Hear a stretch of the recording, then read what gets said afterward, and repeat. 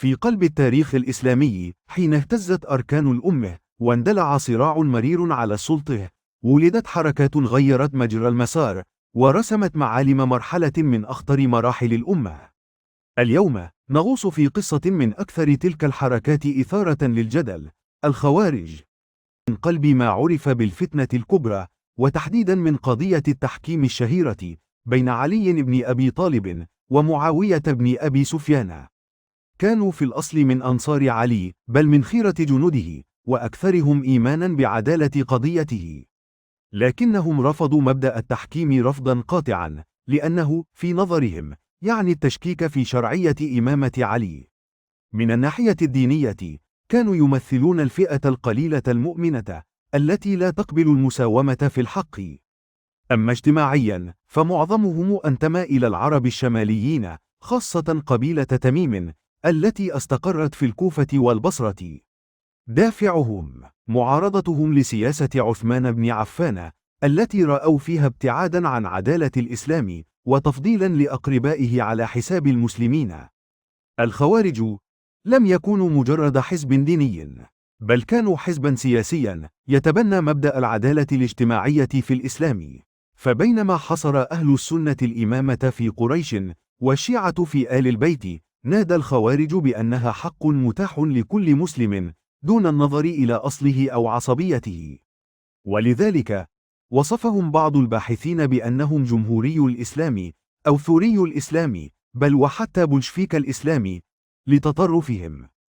آراؤهم في العدالة والمساواة كانت تنم عن اتجاه اشتراكي إسلامي أصيل، ولذلك نعت مذهبهم بأنه مذهب ثوري ديمقراطي اشتراكي. تاريخهم الأول اتسم بالتطرف والثورية الصادعة، فقد ثاروا على علي بن أبي طالب مرارا، واستمرت ثوراتهم بعد مقتله، ثم انضموا إلى عبد الله بن الزبير، ثم انقلبوا عليه. لكن هذه الثورات العنيفة قمعت بقسوة شديدة من قبل الأمويين، وخاصة على يد ولاة العراق أمثال الحجاج الثقفي. الانقسامات الداخلية إلى أكثر من 20 فرقة زادت من ضعفهم وشتتت جهودهم. أدرك الخوارج أن أسلوب الثورة العلنية لم يعد ممكنا، فكان القرار التاريخي التحول إلى الدعوة المستورة والعمل السري المنظم ونقل ميدان نشاطهم إلى الأطراف. هذه المرحلة كانت غامضة إلى حد كبير، فمعظم كتبهم ووثائقهم ضاعت بسبب الاضطهاد، حتى إن المكتبة المعصومة بتاهرت أحرقت. لكن الوثائق النادرة تظهر تحولا في فكرهم السياسي، تخلوا عن تطرف الأزارقة واعتنقوا مذاهب أكثر اعتدالا كالصوفية والإباضية. الأهم من ذلك أنهم أخذوا بمبدأ التقية، أي إظهار عكس ما يبطنون اتقاء للأخطار، وهذا ما سمح لهم بالبقاء بل والانتشار. كانت البصرة هي المركز الأم للدعوة الإباضية، منها كان الدعاة الذين عرفوا حملة العلم يرسلون إلى الأمصار بعد تدريب مكثف على أصول الدعوة وأساليب نشرها.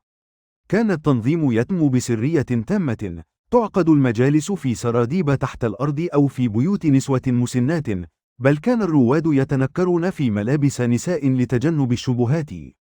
برامج إعداد الدعاة شملت عقائد المذهب وعلوم العصر وفنون الإدارة وكسب الأتباع وتنظيمهم في خلايا.